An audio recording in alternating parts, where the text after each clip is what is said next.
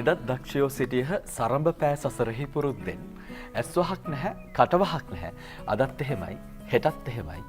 යලිත් ඒ තැන් හිස් නොවත් දෙන්න. කියලා තමයි මම අද දවසේදී වැඩසටහන ආරම්භ කරන්න හිතුවේ. ඔබට මතක ඇති පසුගිය සතියේ සිකුරාදාවෙදිත් අපි ඇපිට් ආයතනය පිළිබඳව කතා කරා. ලංකාවට දක්ෂයන් වසරකට විශාල ප්‍රමාණයක් දායාද කරන හරි නිවැරදි අධ්‍යාපනයක් ලබා දෙන ආයතනයක් කිව්වොත් හරි ඇපිට් ආයතනය කියලා කියන්නේ. එවන් වූ ආයතනයක දක්ෂයන් දෙදෙනෙක් අද දවසේදීත් අපි මැදිරියට කැඳවාගෙන ඇවිල්ලා තියෙනවා. ඔවුන් දෙදෙනාම මම මෙහෙම හඳුන්වලා දෙනවා. ජාත්‍යන්තර නීතිඥ සංගමය සහ වියනා විශ්වවිද්‍යාලය මගින් සංවිධානය කරන ලද 2022 ජාත්‍යන්තර සමතකරණය සහ බේරුම් කරන තරඟාවලියේදී ජාත්‍යන්තර මට්ටමේ ප්‍රථම ස්ථානය සහ තෙවන ස්ථානය දිනාගත්තු ආදරණීය විද්‍යාර්ථීන් දෙදෙනෙක් තමයි අපත් සමග සහභාගී වෙලා තියෙන්නේ. ඉතාමත් ආදරෙන් මුලින්ම ආයුබෝවන් කියනවා සමතකරු තරඟයේදී ප්‍රථම ස්ථානය දිනාගත්තු සාදියා රියාල්. අයුබෝවන්. අයුබෝවන්. Good morning. Good morning. හරි. ඒ වගේම තමයි මම ඊළඟට හඳුන්වලා දෙන්න සූදානම් වෙන්නේ සමතකරණයේ තෙවන ස්ථානය දිනාගත්තු තාරුකා ජයසිංහ. සුබ දැසනක්. අයුබෝවන්. සුබ දැසනක් අයුබෝවන්. මේ දක්ෂයන් දෙදෙනාත් එක්ක තමයි මේ පුංචි වෙලාව අපි ගත කරන්න සූදානම් වෙන්නේ. ජාත්‍යන්තර මට්ටමේ තරඟාවලියක්. මේ තරඟාවලියේ තෙවන ස්ථානය ලබාගත්තු විද්‍යාර්ථයන් දෙදෙනා සමග අපි පසුගිය සතියේ කතා කරා. අපි ප්‍රථම ස්ථානය සහ තෙවන ස්ථානය ලබාගත්තු අනිත් තරඟකාරියන් දෙදෙනා සමග තමයි අද කතා කරන්න සූදානම් වෙලා ඉන්නේ. තාරුකා. අපි මම මුලින්ම අහනවා මේ ප්‍රශ්නේ. ඇපිට් ආයතනයේ නීති විද්‍යාලයේ මූඩ් සොසයිටි කියලා තියෙනවා. මම ගිය සතියේ උත්තරය ලබා ගත්තා. මට ඔබගෙනුත් අවශ්‍යයි. මොකක්ද මේ මූඩ් සොසයිටි කියන්නේ? මූඩ් සොසයිටි එක එහෙම නැත්නම් අපි යොදන කෙටි යෙදුම තමයි MDMMS of APIIT කියලා කියන්නේ. මේ යෙදුමින් අදහස් කරන්නේ Mood Debate and Mock Mediation Society කියන එක. මේ වචනයෙන් කියනවා වගේම අපේ ශිෂ්‍ය සංගමය ප්‍රධාන අවධානය දෙනවා අංශ තුනකට. පළවෙනි අංශය තමයි ඩිබේටිං. එහෙමත් නැත්නම් විවාද අංශය. සිංහල, දමිළ, ඉංග්‍රීසි කියන භාෂා තුනෙන්ම අපි පුහුණු කටයුතු සිදු කරනවා.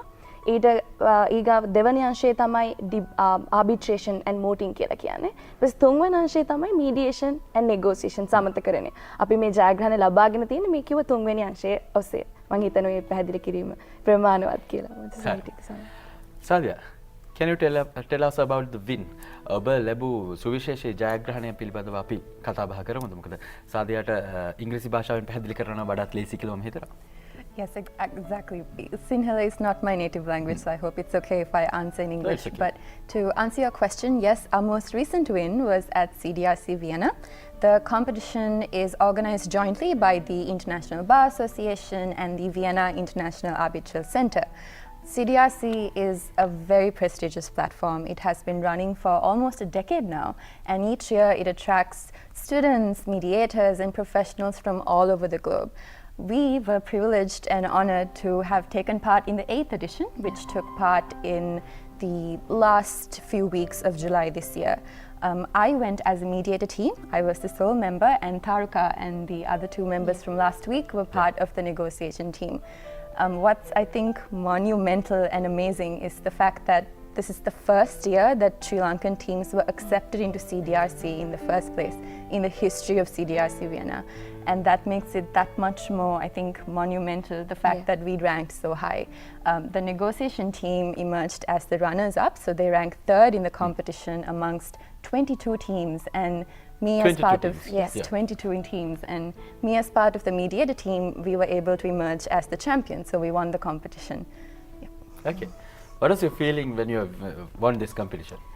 කොහොමද මේ ඔබට මොන වගේ දෙයක්ද දැනුනේ මේ තරගාවලියේ ජයග්‍රහණය කරා කියලා නිවේදනය කරාට පස්සේ? Well, to be quite frank, very surprised. Yes, exactly.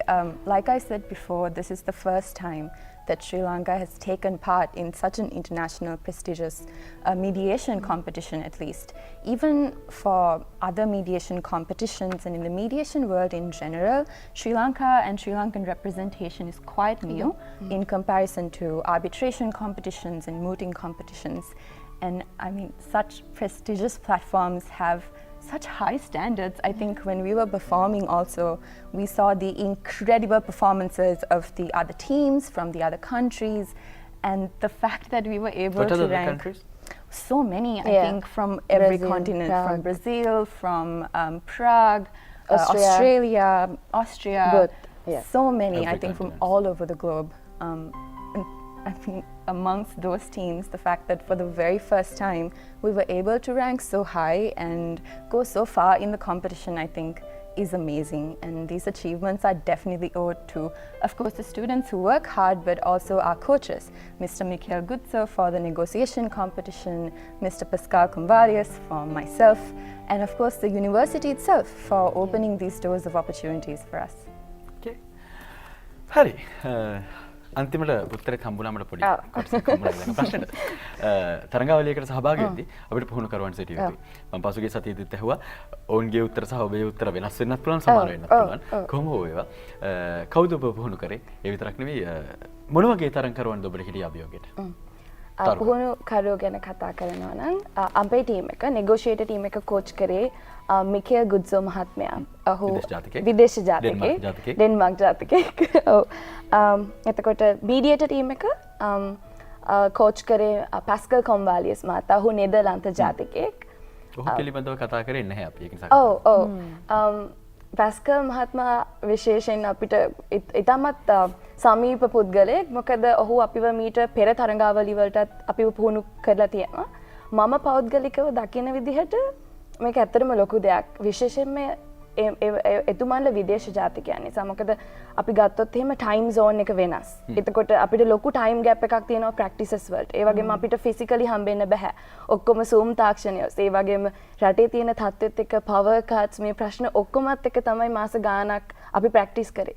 එතකොට ප්‍රශ්න මැද්දේ. එතකොට අපිත් එක්ක මේ ප්‍රශ්නවලදී ඉඳලා විශේෂයෙන්ම ඒගොල්ලෝ අපෙන් කිසිම දෙයක් එක්ස්පෙක්ට් කරන්නේ නැහැ. ඒගොල්ලෝ අපිට දෙන ඒගොල්ලෝගේ දැනුම ඒ දේවල් ෂෙයා කරගන්නවට.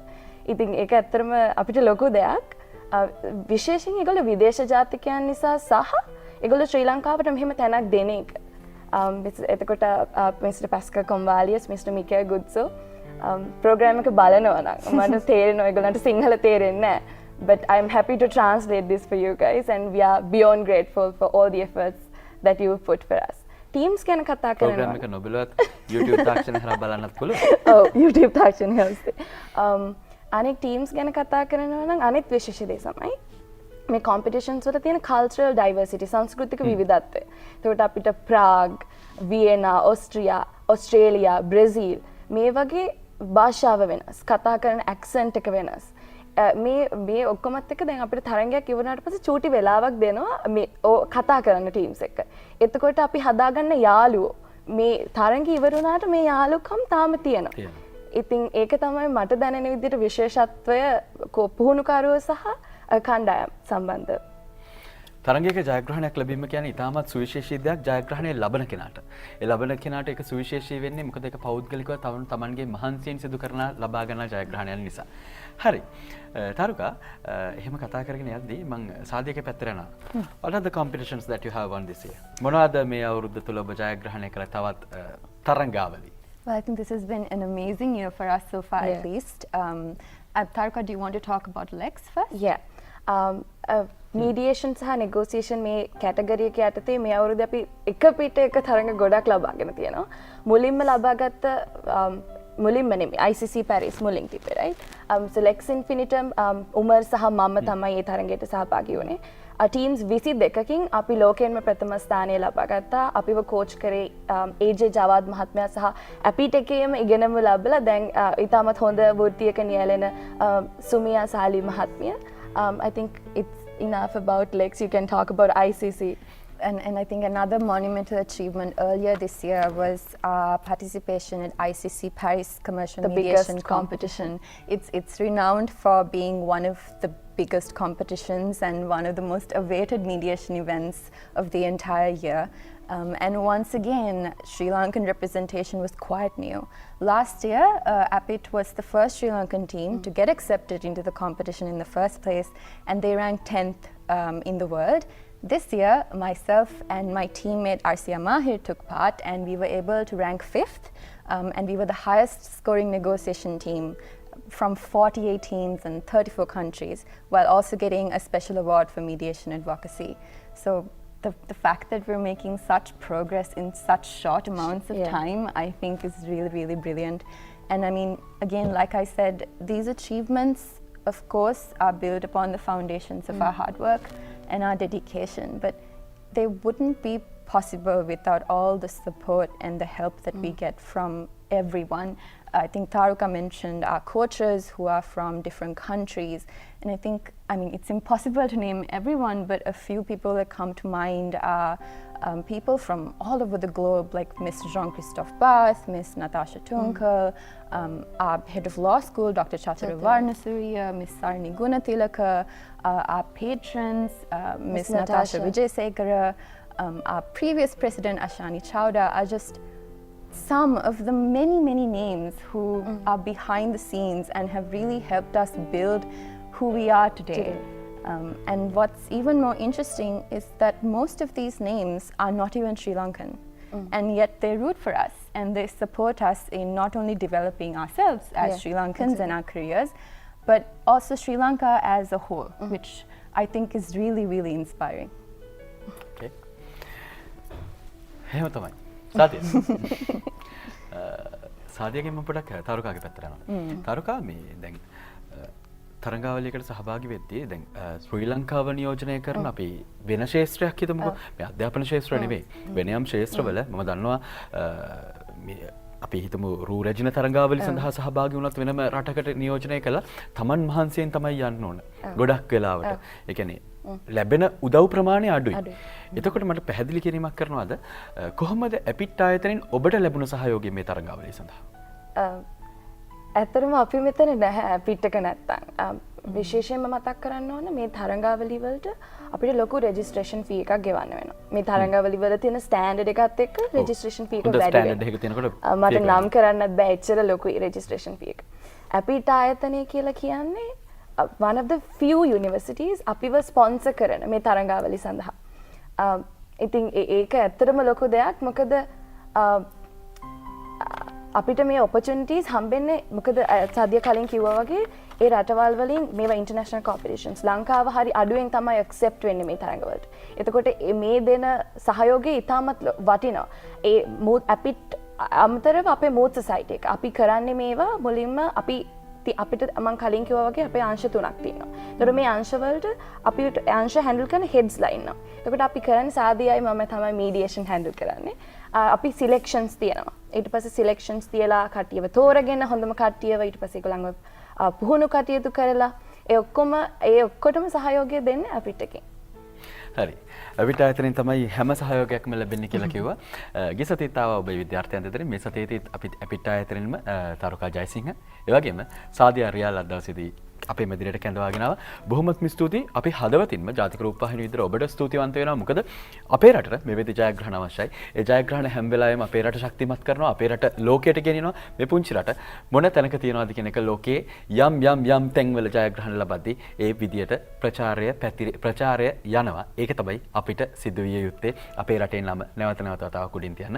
ඒ සඳහා දායකත්වය ලබා දුන්න ඔබ දෙදෙනාටත් බොහොමත්ම ස්තුතිවන්ත වෙනවා. තවත් ජයග්‍රහණ 100,000 ගණනක් අපේ රටට ගේන්න ශක්තිය ධෛර්ය වාසනාව ලැබෙන්න කියලා බොහොම ස්තුතිවන්ත වෙනවා. බොහොම ස්තුතියි. ඒ වගේම තමයි මතක් කරන්නට ඕන දුරකථන අංක දෙකම අපි මතක් කළ යුතුයි. කොළඹ ශාඛාව 076යි 57යි 88යි 788. ඒ වගේම නුවර ශාඛාව 077යි 35යි 77යි 877. මේ දුරකථන අංක දෙක තිරේ දිස් වෙනවා. මේ අපිට ආයතනය සම්බන්ධ කරගන්න පුළුවන් කොළඹ ශාඛාව සහ නුවර ශාඛාව.